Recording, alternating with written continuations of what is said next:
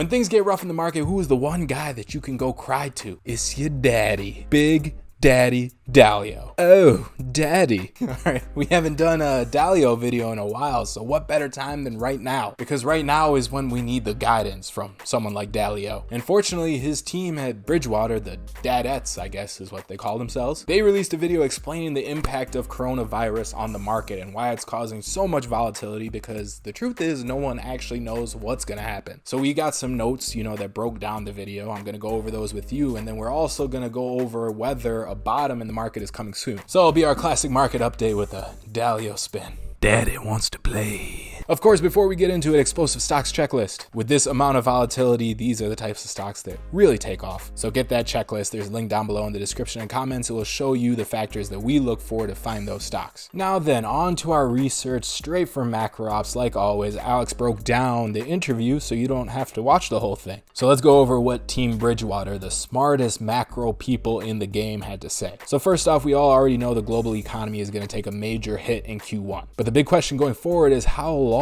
will this impact last? And I can show you some numbers right here. This is from our different Macro Ops article, our Monday chart dozen. So the impact of the virus is just starting to affect the global economy. But what's scary is that global PMI is already at lows. It's actually their lowest level since the great financial crisis, and we haven't even seen the full impact of the virus because it hasn't been reflected in the numbers just yet. And you can see it in this chart right here. Doesn't look good. Same thing with service sector PMI, worst level prior to May 2009. And now there are actually more countries with contractionary PMIs, which means their PMI is below 50, than there are ones that are growing. And you're going to see more and more flip downwards. And PMI, by the way, is basically just a number that measures that global manufacturing, how well they're doing. The lower you are under 50, the worse off. And you can see China right here is all the way down at 40. Terrible. So we knew that. Major hit coming for Q1 numbers. But historically, most pandemics have had shorter term impacts on the economy. And then we would get a very strong recovery right after because there would be global monetary and fiscal responses. So they would print more money and they would spend more money. And there's lots of evidence of these past pandemics. This isn't the first time this has happened. And with this coming from Bridgewater,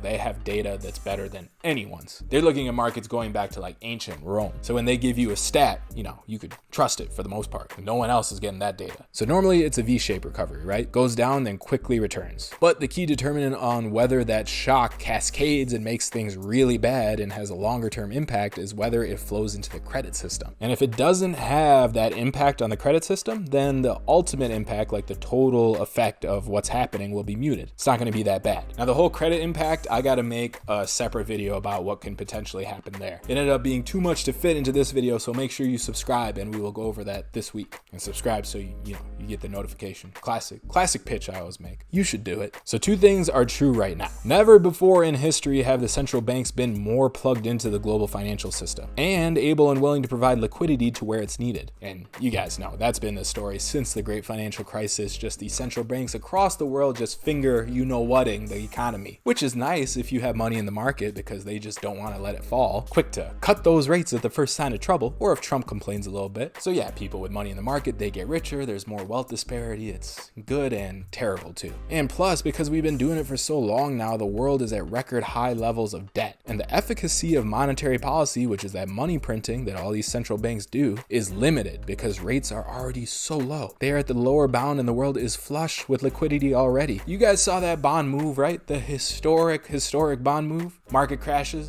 bonds go like this. That never happens and it shouldn't happen. You had the 10-year yield at 0.5%. What? And all I'm saying is that interest rates are so low, it's tough for central banks to keep cutting. Because every time they do cut, people get excited because that means more liquidity, easier money, and more money, flowing into the markets and the economy, supposedly. But that runs out of steam eventually, and that's what they call the out of bullets scenario. How can the central bankers keep propping stuff up if they don't got any more bullets? And you kind of saw that already with the last Fed cut. Market didn't really respond too well, did it? So again, we know we're going to see a large Q1 global shock. That's pretty much priced in. But what we don't know is how the virus is going to spread and how people and governments are going to respond. So think about it this way. With China, the coronavirus outbreak followed a certain arc. It's like a storyline, right? And not only storyline, but an actual arc, the shape. So yeah, the virus, it got really, really bad and it led to a dramatic slowdown in China's economy. But now that infection rate has dropped off and the economy is beginning to recover, although it's slow and from very low levels. So things calmed down in Wuhan. But the question is, now with everybody going back to work, will there be like a second wave of infections? Because the details are still fuzzy on whether you can be cured and still carry the virus, or like what's going on, how long can you infect other people? So then we got to see, do the arcs in other countries play out just like in China? So you know, Wuhan in China, they quarantined everything, right? The streets were empty. Well, now that same thing has played out in Italy. They're all empty, streets are empty, all quarantined. And people in the US are saying that might happen in Seattle and San Francisco. So the question is every country gonna follow this same arc? And China is in the forefront of that, right? So we got to see what happens next for the next part of the story. So markets, they are a forward discounting machine, right? So they price things in that are supposed to happen in the future. It's why Tesla's stock price shot up like crazy, because the market thinks that Elon is gonna,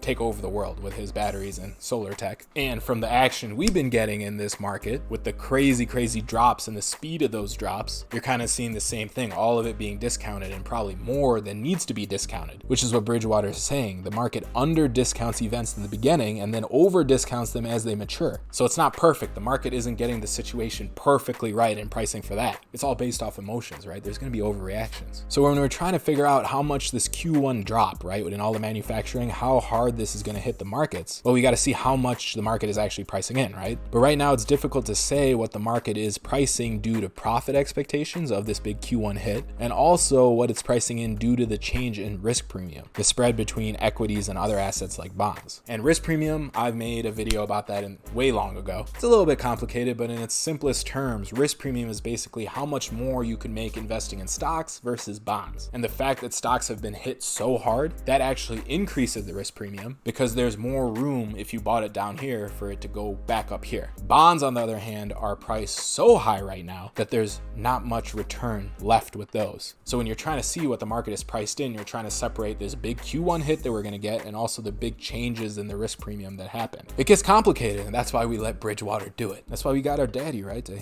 handle the tough stuff. We're just, all Dalio sugar babies, just living in a Bridgewater world. I really need a new Dalio joke. If you got some, put them in the comments. It's getting a little weird now, but it could get weirder. So Bridgewater thinks that the market is pricing in a roughly 20% decline in earnings across global markets for the entire year as a result of coronavirus. But if you look at it another way and you don't assign half the impact to risk premium, then the market is pricing in a 40% decline in earnings for the year. And this is across all these different companies that are going to report. So that 40% is a much larger impact being discounted when compared to past pandemics, unless this actually becomes as bad as the Spanish flu, which was really bad for the economy. So a big ongoing economic impact and hit to profits is already priced into global markets. So again, the market, with how much it's dropped, that means it's already discounted the big drop in profits for the year. Like this drop right here was not just nothing. It was a big drop. It was significant. And it tells us what the market is pricing in. So again, that discount is much larger than other pandemics outside of the 1918 Spanish flu. This means that right now stocks are really cheap, as long as the economic impact doesn't feed into the credit system and cause a cascading effect in the credit markets. Because if that happens, which again, I'm going to explain in the next video, that's where you get serious systemic problems. And that's where you could get an actual financial crisis again. And you'll see there's actually a chance of that. So subscribe. So there's a lot of big ifs here, right? We don't know what's going to happen because this virus is really, truly an X factor that no one is able to predict properly. But again, as traders and investors, we don't have to predict the future. We just got to be aware of the possible outcomes. And then we need to know what could potentially happen in each different outcome. And then we need a game plan for each thing that may happen. Got to prepare for everything. Bruce Kovner, one of the greatest from Market Wizards, he explained it pretty well. He said, one of the jobs of a good trader is to imagine alternative scenarios. I try to form many different mental pictures of what the world should be like and wait for one of them to be confirmed.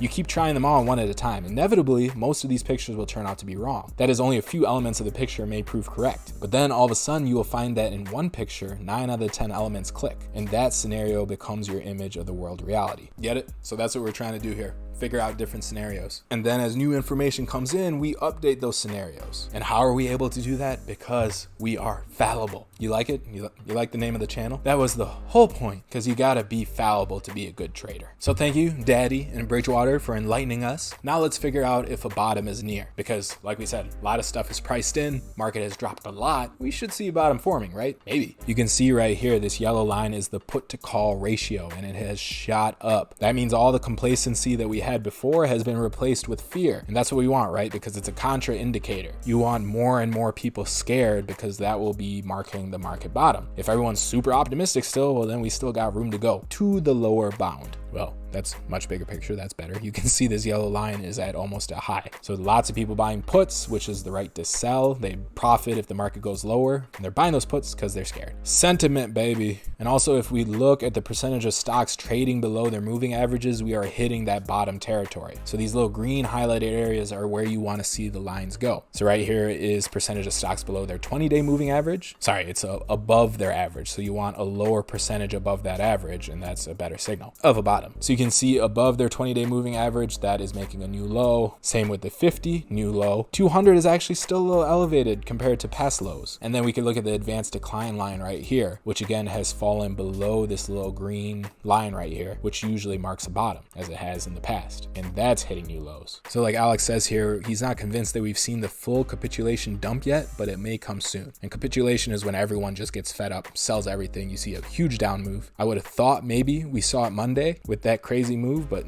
maybe not. And Macro Chart shared this interesting graph, or chart, because it's macro charts. He said since 1987, Monday crashes like the one we had were the closing bottom 6 out of 11 times. But the rest of the 5 were near the final bottom, but needed to drop further to exhaust the selling. So as you can see from this chart, we are getting close. These are all Monday crashes. We'll see what happens. And again, a lot of this can change depending on how coronavirus plays out. So that's why we gotta constantly track it and keep updating our thesis. So definitely subscribe so you can keep up with the videos as I keep sharing our research. And if you haven't already, make sure you check out this explosive stocks checklist because these stocks do perform pretty well in this volatility. Link down below in the description and comments. At the very least, you could get a watch list ready for when the market does eventually turn around. Again, I got to make another video talking about the huge problem with the credit system that could happen. And it has to do with oil after that huge oil move. But yeah, we'll go into detail in the next video. So subscribe and I will see you then. Stay fallible out there. Bye.